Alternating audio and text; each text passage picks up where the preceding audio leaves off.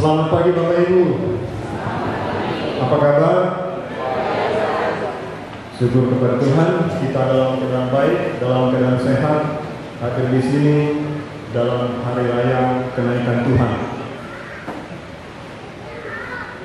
Bapak Ibu, saudara-saudara terkasih, kenaikan Tuhan tentu adalah rangkaian proses keselamatan yang diberikan oleh Allah kepada manusia yang tak bisa dipisahkan antara kelahiran, sengsara, wafat, bangkit, dan naik ke surga yang kita rayakan pada hari ini.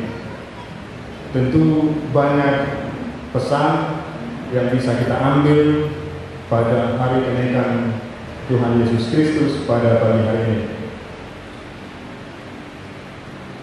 Di suatu desa tinggal seorang katekis bersama dengan seorang anak laki-laki berumur 7 tahun. Di desa itu hanya ada satu gereja. Anak kecil itu adalah seorang yatim piatu yang menopang tinggal bersama dengan katekis, tinggal di samping gereja, kira-kira seperti rumah kos ini. Anak kecil itu diberikan tugas untuk melihat setiap hari Minggu siapa saja umat yang tidak datang ke gereja. Lalu anak itu juga diberikan tugas oleh sang katekis untuk memberikan selebaran kertas yang berisikan khotbah pada hari itu, diberikan dan diantar ke rumah-rumah orang yang tidak datang ke gereja pada hari Minggu itu. Suatu ketika anak itu melaksanakan tugasnya, dia mencari-cari rumah orang yang tidak datang ke gereja pada hari itu. Tentu dia membaginya di waktu sore hari. Setiap orang rumah yang tidak ke gereja, diketoknya pintu, tok tok tok tok, salam. Lalu dia memberikan kertas yang berisi khotbah itu, dan dia selalu berkata, Tuhan sangat menyayangimu dan sangat mencintaimu. Suatu ketika kertasnya masih ada satu lembar dan dia pun tidak tahu mau antar kemana lagi. Lalu dia melihat rumah seorang janda miskin. Janda ini tidak mempunyai anak. Dia begitu susah hidupnya. Dia mengetok pintu rumah janda itu. Tok tok tok, selalu tidak ada sambutan. Ketok lagi pintunya, tok tok tok, selalu juga tidak ada sambutan. Tok tok tok, selalu barulah sang janda miskin itu datang membukakan pintu. Dan anak itu menyerahkan kertas itu dan berkata, Ibu, Tuhan sangat mencintaimu dan sangat menyayangimu. Lalu ibu janda miskin yang menderita itu masuk ke kamarnya. Dia menangis. Ternyata ketika anak itu mengetok pertama sekali, tok tok tok, salam, dia sedang mengikatkan sebuah tali tergantung di atas pintu dan mengikatkan ke lehernya. Ketika dia mendengar sapaan anak itu, dia menghiraukan.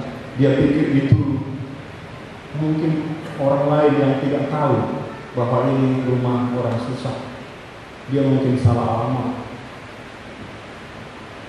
Lalu pada ketukan yang kedua, tok tok tok tok, salam, ternyata dia sedang menarik kursi untuk diinjak untuk melakukan perbuatan yang sangat tidak baik, yaitu bunuh diri. Lalu pada ketukan yang ketiga, tok tok tok, salam, dia merasa ini pasti ada yang penting. Akhirnya ibu itu melepaskan tali itu dan bergegas membuka pintu. Setelah anak itu berkata, Ibu, Tuhan sangat menyayangimu, Tuhan sangat mencintaimu. Lalu dia pergi ke kamarnya dan menangis seperti yang saya ceritakan tadi. Pada hari-hari berikutnya, ibu itu mulailah datang ke gereja. Tepat pada hari kenaikan Tuhan, dia memberikan kesaksian itu.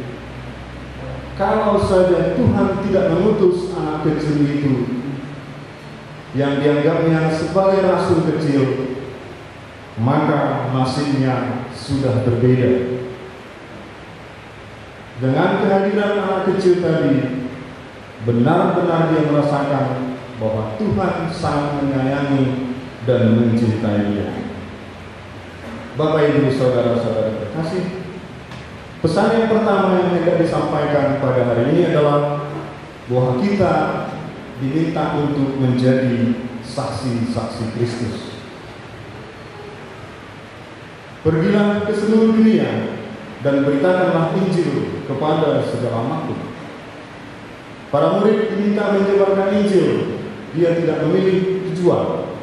Kalau kita baca sejarah gereja, rasul-rasul, murid-murid menyebarkan Injil ke seluruh penjuru dunia pada saat itu. Ada yang sampai ke India, ada yang sampai ke Turki, ada yang sampai ke Asia, dan lain-lain. Tubuh para murid diberikan kepada Tuhan untuk menyebarkan berita Injil, sehingga apa yang mereka ucapkan adalah cerminan Allah yang hadir dalam diri mereka. Maka kita juga yang hadir di sini sebagai awam, sebagai umat biasa, memberikan tubuh kita, mulut kita dipakai oleh Tuhan untuk menyebarkan kebaikan dan menyebarkan kabar gembira bagi segala makhluk, bukan saja kepada manusia, tetapi juga kepada lingkungan yang ada di sekitar kita. Maka visi dan misi Yesus untuk menjadikan segala makhluk menjadi pengikut Kristus dan seluruh dunia sampai ke ujung bumi, itu adalah tugas para murid dan juga tugas kita hingga pada saat ini. Maka memperkenalkan Kristus sebagai juru selamat ke seluruh dunia itu adalah bagian dari tugas misi atau tugas misionaris sejati yang pantang mundur sebelum berhasil. Walaupun banyak kekecewaan, walaupun banyak tantangan, walaupun banyak keinginan yang tidak terwujud, tentu kita harus berusaha seperti para murid yang juga banyak menghadapi tantangan dalam menyebarkan berita Injil ke seluruh dunia. Maka kita diutus untuk menjadi saksi, bukan untuk menjadi hakim. Seperti yang tadi saya ceritakan barusan, bahwa sang anak kecil menjadi pewarta kerajaan Allah, mengajarkan kabar baik bahwa Allah sungguh mencintai dan Allah sungguh menyayangi setiap orang, termasuk orang kecil, termasuk orang yang hina, seperti janda miskin tadi yang tidak punya pengharapan apa-apa dalam hidupnya. Bapak, Ibu, saudara-saudari yang terkasih, pesan yang kedua adalah bahwa Yesus naik ke surga adalah untuk menggenapi karya Allah di bumi untuk keselamatan umat manusia. Yesus naik ke surga untuk menyediakan tempat bagi kita orang-orang yang percaya.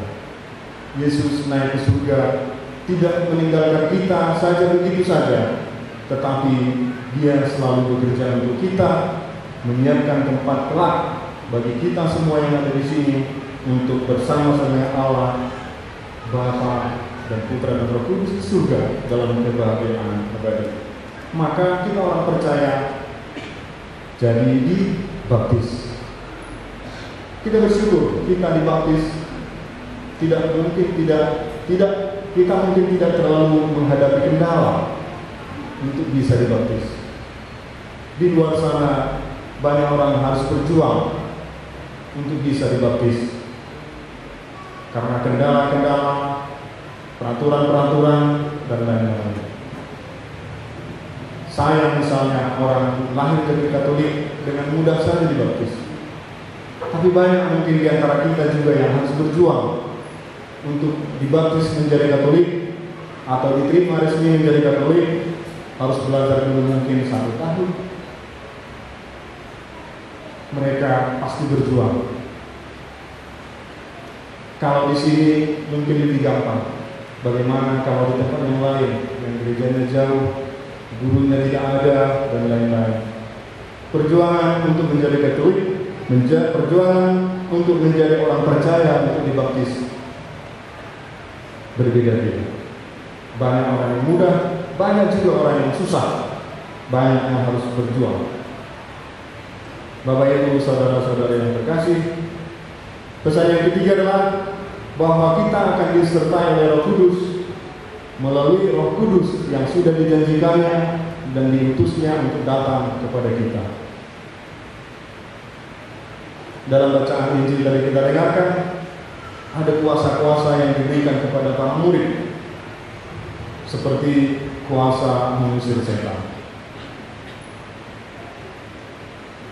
Mungkin saat ini Bapak Ibu kita tidak bisa mengusir setan yang hinggap pada diri orang lain, tapi setidaknya kita bisa mengusir setan yang datang kepada diri kita sendiri, yang kadang menghantui pikiran kita dan perbuatan kita, sehingga mempengaruhi tindakan-tindakan kita dan penilaian-penilaian yang ada dalam pikiran kita.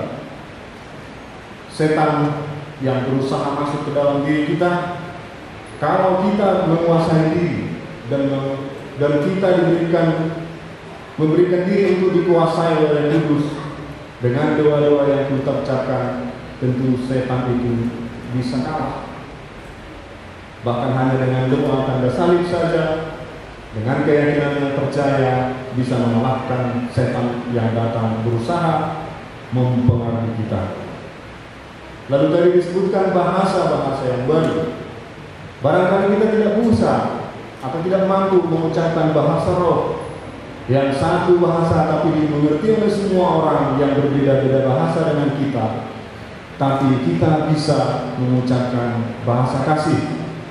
Bahasa kasih, bahasa cinta di antara kita bisa mempererat persatuan kita menjadi murid-murid Kristus yang sejati, sebagaimana Yesus menyampaikan bahasa kasih dan bahasa cinta kepada kita yang baru saja kita rayakan, terutama pada malam Kamis Putih. Dan juga kitab suci yang tadinya satu bahasa dalam Perjanjian Lama dan satu bahasa dalam Perjanjian Baru diterjemahkan ke berbagai bahasa, itu juga adalah kuasa Roh Kudus. Sudah diterjemahkan dalam 518 bahasa yang resmi dan lengkap, dan 2.700-an yang sebagian diterjemahkan dalam bahasa daerah. Itu juga pekerjaan Roh Kudus, sehingga kita sampai saat ini bisa dengan gampang, dengan mudah mempelajari tentang ajaran Yesus Kristus kepada kita. Tadi juga disebutkan menyembuhkan orang sakit, menumpangkan tangan bagi orang sakit. Barangkali kita saat ini tidak bisa menumpangkan tangan bagi orang sakit lalu sembuh, tapi kita memberikan nasihat dan berdoa bagi orang-orang yang sakit, itu juga berkuasa untuk menyembuhkan orang-orang yang sakit itu. Gereja juga menyediakan sakramen pengurapan orang sakit, sakramen penyembuhan bagi orang-orang yang sakit fisik, dan juga gereja menyediakan sakramen pengampunan dosa atau sakramen rekonsiliasi bagi orang yang sakit secara rohani yang jatuh ke dalam dosa. Maka kuasa-kuasa yang diberikan oleh Yesus kepada para murid, seperti menyembuhkan orang sakit, itu juga ada pada kita hingga saat ini, baik melalui pribadi-pribadi kita, baik juga melalui gereja, melalui para imam.